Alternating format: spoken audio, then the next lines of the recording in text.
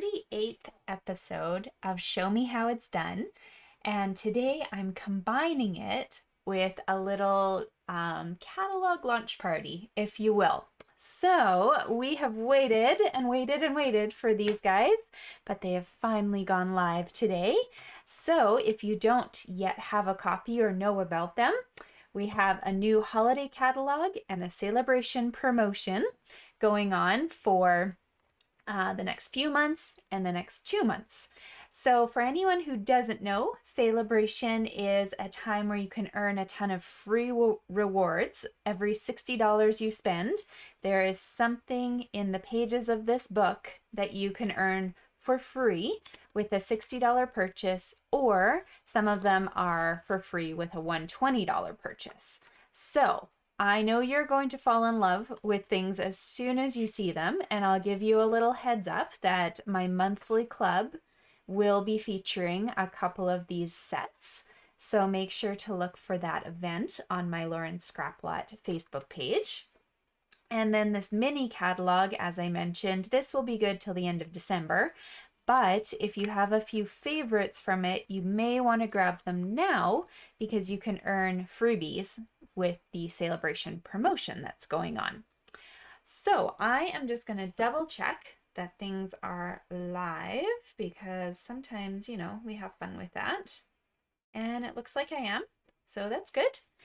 If somebody's on and wants to just let me know that volume is good, that would be wonderful. So before I show you a couple projects today, I wanted to do a couple announcements. So the first one being I have been busy working on posting links for classes that are coming up, and I still will have more of those coming. So make sure to check out the Lauren Scraplot page on Facebook, and you'll find out details about my monthly card classes as well as the specialty classes that I have coming up. So I do have more that I need to post today, and they will be coming.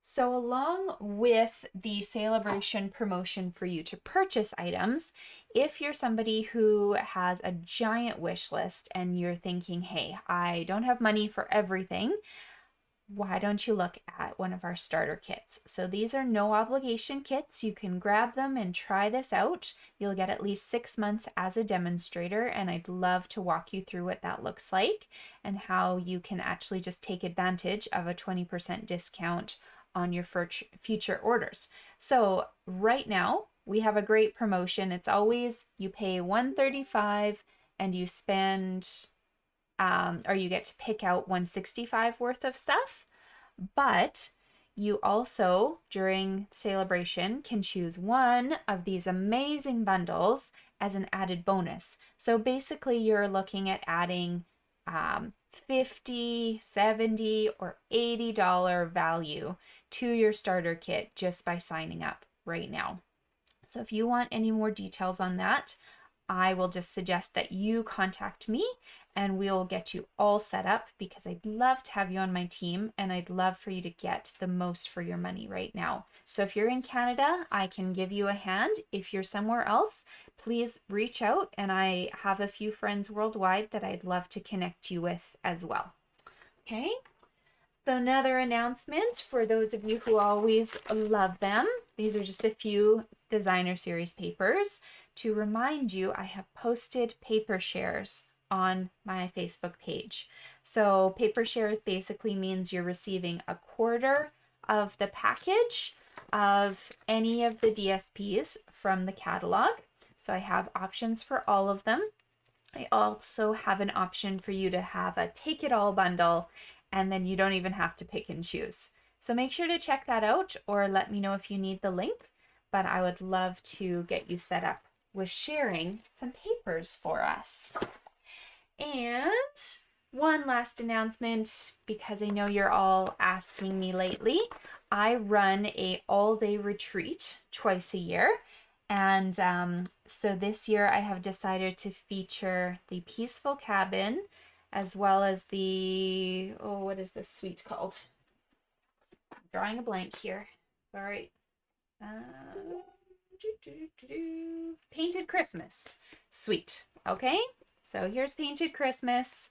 We're going to feature the products from this suite for half of the day, and then products from the Cozy Cabin set, which is hiding in the back somewhere, for the other part of the day. So your registration options, you can choose to receive either the cabin set or one of these two stamps, but you'll get to make projects from both. Okay, so don't worry about that. Get to play with everything that I create. The registration options are simply there for you to have a choice of which stamp you know you want to walk away from the day with. So I've posted the signups for that, and we'll make sure to get you guys all set up if you'd like to join me for that in October. Okay. All right, let's get crafting. Okay, so I have two cards for you actually. So the first card that I'd like to show you is this really adorable Christmas card using the Candy Canes background stamp. So what I love about this is once I set it up on my Stamparatus, it is so easy for me to mass produce, and I can make a whole whack of them. So let me show you how I've done that. So I've grabbed my handy Stamparatus tool and I've put my background stamp on here. Now I like to stamp once onto my scrap paper just so that I know where the stamp lies, because now when I take my sheet of basic white, as long as it's inside this area, I know it will get covered. So if you want to follow along with me, and we're doing some cutting right at the beginning here, let's get ourselves a card base. This is going to be real red, and I have cut this at 4 1/4 by 11. Oh, hi, Kathy. Good, somebody's watching. And put a score mark at 5 1/2. And then 2 pieces of basic white that are 4 inches by 5 1/4. One's for the inside of your card, one's for the outside. Doesn't matter which is which. So let's get this guy set up. As I mentioned, as long as it's within those borders, you're good to go. And I do suggest keeping this stamp case handy because I actually like to tuck it underneath this little flap, because when you're pressing down with your ink on the stamp, there's a lot of tension on these binders here on the little edge. So having the case in there means this isn't getting pushed down into the table and getting wrecked. Okay, so here we go. I've got real red ink and we're just stamping all over this background stamp. Okay, so everywhere, make sure there's red all over the place. And my white hasn't moved, so I'm just going to stamp down and just make sure that you're gently pressing all over the stamp because it is a whole background stamp. So you want to make sure everywhere touches. And, you know, if you do end up with a couple spots that didn't, just press this down once more. It's not a big deal because it's going to land in the same spot.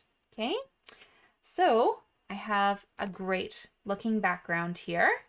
I can move this aside, but I'm actually going to clean it right now because I'll be showing you a second card that's using this stamp as well. So I'm just going to make my life easy, clean that right now. Red likes to get everywhere, so make sure you get all around your stamp. There we go. That was my little chamois. I like to just have it nice and soaking wet so that when I'm ready to use it, it's available. Okay, you can put this aside for a moment because we'll just finish up this card together. And then we'll move to the next one. So this card is very simple to assemble. I've got my 3 pieces here. So the piece that I'm putting on the inside, you're going to just use some double-sided tape or some seal and put that in all 4 of the corners. I like to just have something basic on the inside of my cards so that you can write on it quite easily. Otherwise, people are kind of struggling to find a gel pen or, you know, to actually read it if it's on dark paper. But that's going to go straight on the inside here, like so. And for the front of my card, I am also just using tape. I'm going to make this a very flat front so that the red gives a really sharp border next to what I'm doing.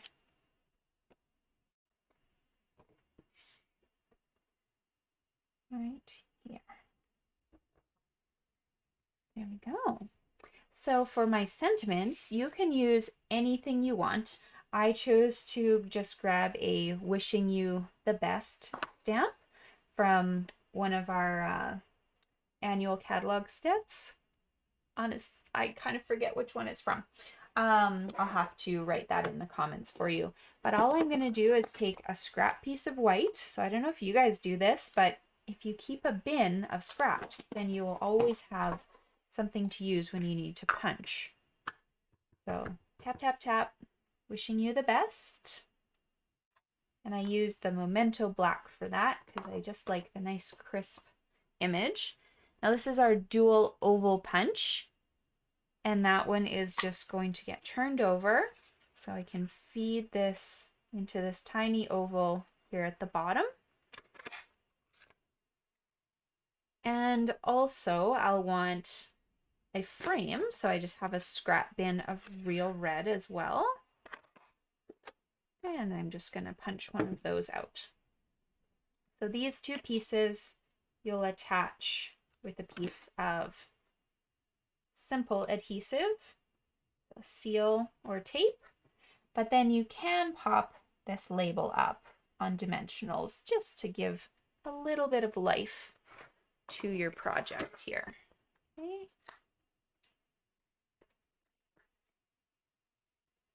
Now you certainly can dress this up more if you wanted by adding gems or any sort of stuff, but I actually really think it's a beautiful card on its own, and it doesn't need much else. So it's a really cute, easy to produce card. It's also great if you want to get a little funky and maybe use different colors. You can also do that for this card as well. So I have one more card to show you, and that is going to expand on this little card here. So let me move some of these pieces. And reset. Sorry, everyone. Okay, the second card that I would like to showcase today is this little adorable card. And this one is just stepped up a little bit. So instead of stamping just with the color in the background, I used white embossing powder to make a candy cane background. And then I just kind of brought the card to life a little bit with the addition of a nice decal sentiment. That's from one of the sets that we're featuring at the all-day retreat. So this Christmas season set comes with a nice assortment of frames, and this guy right at the top here, that's what I used for this sentiment. It's nice and large, gives me a lot of space to work with. And then the other piece of it is this Christmas to Remember stamp that I've tied in to the tag here. So those are great options. But the adorable part, of course, is coming from this sweet little stocking set, which if this is on your wish list, have no fear, we're going to do a whole class about it in December. So you'll be all ready for Christmas with that one. But let me show you how to do this. So you'll need a deco cut out from your basic black. And I have already gone ahead and embossed my sentiment on it just with white, but I'll show you how to emboss with the background here. Okay, and then the pieces that you need to cut. So card base would be the first one here. This is real red, and I have cut it at 4 1/4 by 11, putting a score mark at 5 1/2. On the inside of my card, we'll be putting a piece of basic white, and that is cut at 4 inches by 5 1/4. For the front of your card, you need 2 pieces. So this larger piece here is going to be 4 inches by 5 1/4. And then this piece here is actually bigger than I need it to be right now, because my preference is to be able to hold part of my paper while I'm heat embossing, as opposed to having to grab tweezers and being so careful to only touch the tiniest corner. So cut this piece oversized to start with. I've just cut 4 1/4 by 5 1/2, and we will trim it down once we've done the embossing on this card. Okay, so that's why this is so oversized. You can see it wouldn't fit on my card at the moment. Okay, so let me show you how to heat emboss this. So I've nicely washed this all off. So I've got my piece of red here. We're going to take the Versamark ink, which is our nice sticky ink. And this is where you'll have to kind of be mindful that you are going all around, because you can't see the clear embossing on your stamp. Well, maybe you can see it on mine. It's a little shiny. But make sure there's lots of it on there. And then you're going to just press this down. And again, try to make sure that you've pressed in all the right places all around your card. And now, so you can kind of see a little color, we're going to grab my little white embossing set. So I have my white embossing powder.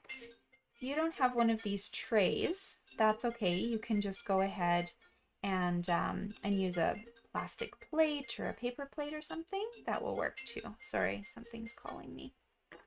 No, I'm busy. There we go. I have my phone off, but then I forget that my laptop also receives calls. Okay, so we've gone all over the place, and this is why I like cutting my paper a little big, because it doesn't really matter if I've got a part where my thumb is hitting or whatnot. You're just tap, tap, tapping, maybe adding a tiny bit more there, so that for the most part, you have a nice clean center, okay? Because we're cutting off the edge parts. It doesn't matter what they really look like. If you're super worried, if you've got a couple extra spots that aren't working, you can either grab your scissors and just gently brush that, or a tiny little makeup brush would work as well. So let's set the powder aside, and I'm just going to tell you, you won't be able to hear me talking while I'm heating this. So I'm just gonna give you a walkthrough before I start. So when I start heating this, I'm going to make sure to start at one side and move, to the other. As soon as my images start to look less powdery and more glossy, then you make sure to move on, because you don't want to burn anything here.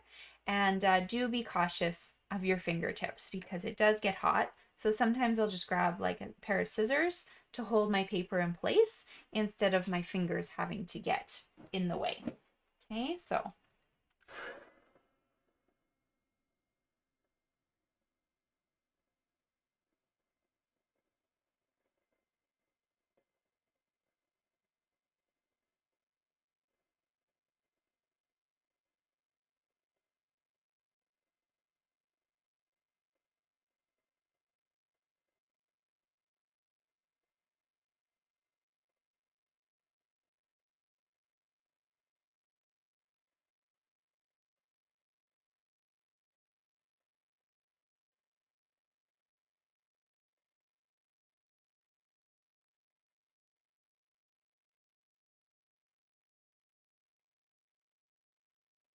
I'm just going to stop here for a second so that hopefully you can see the difference between my top half, which looks really nice and glossy now, and the bottom, which is dull. And so that means this has not been heated yet.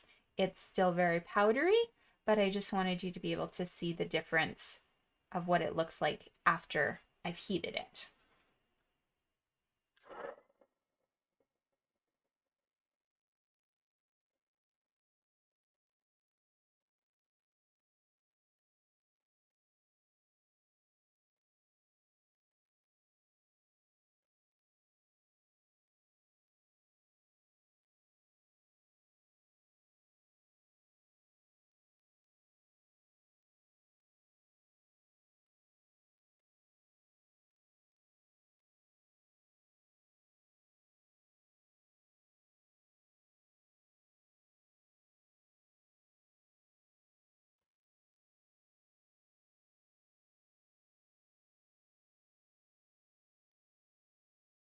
There we go.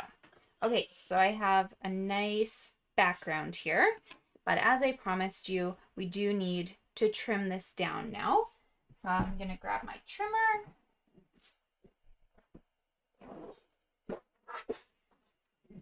And we're going to cut this piece to 3 3/4 by 5 inches.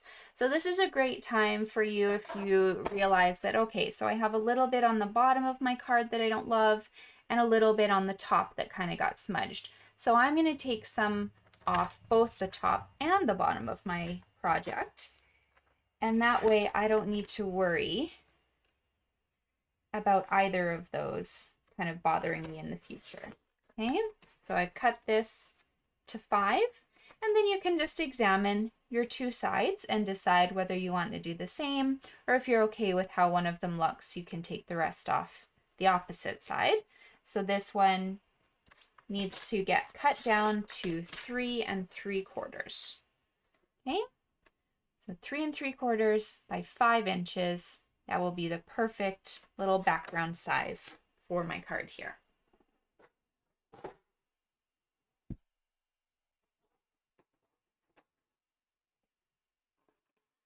So to assemble my card, I'm going to take my background piece here and put it flat onto the black, just because I find it gives it a really beautiful shadowed look.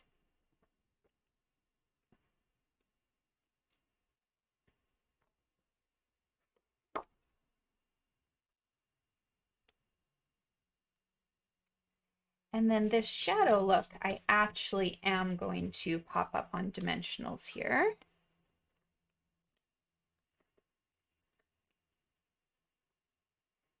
Because I want that to be a nice feature on my card.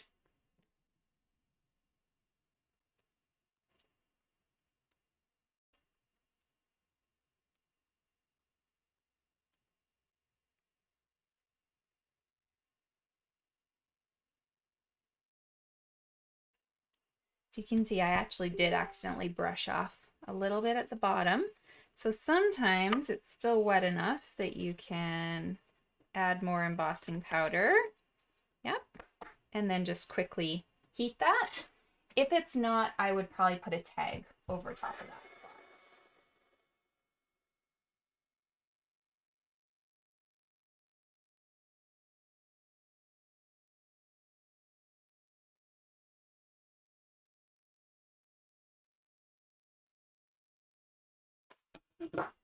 That looks fine.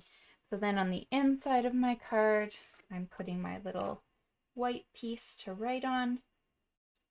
I'm not going to pop that up, so just tape or seal for this section as well.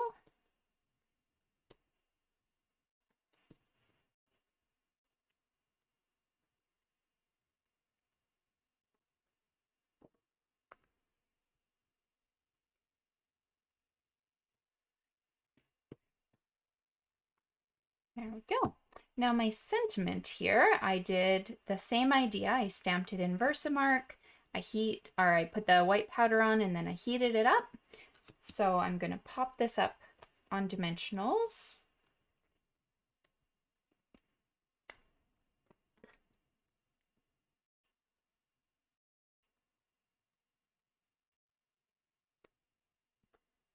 Like so. And I wanted a little cat. So the The set does come with coordinating dies, so I've pre-cut those already. I stamped these guys on basic white, and I'm just going to color my kitten with my light and dark gray granite. So typically I would probably add little pink in the ears, which you could do on the one side, I guess.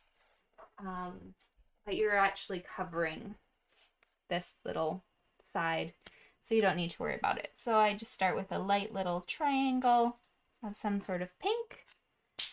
And then I'm going to actually do my dark gray granite where I wanted some of his little round features.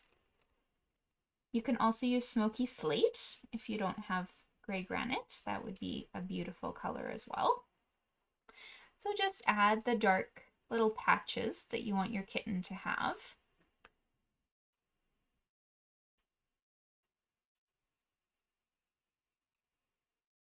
With this dark color. And then with your light, you're actually going to go over top of everything on this kitten, including your patches. And you'll notice the patches kind of stay a bit darker than the other areas, but then you've got a nice clean line all the way across your kitten.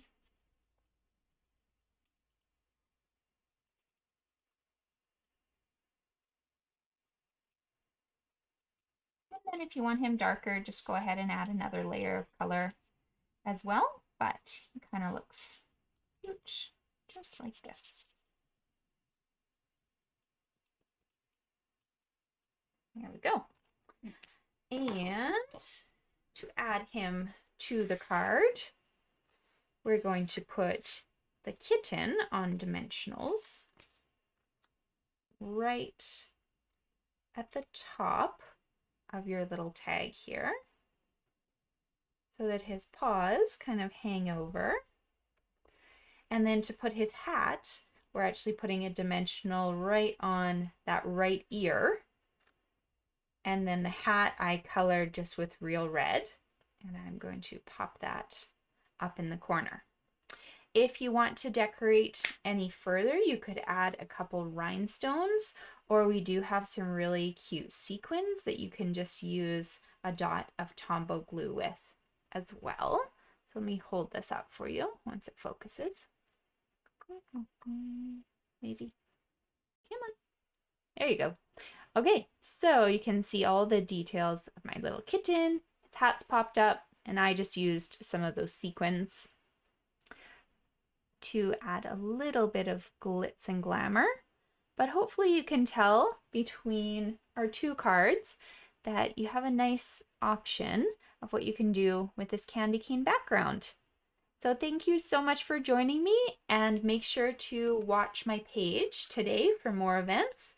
And there are a couple contests and prizes up for grabs throughout the day. So I will see you guys later. Thanks for joining. Bye.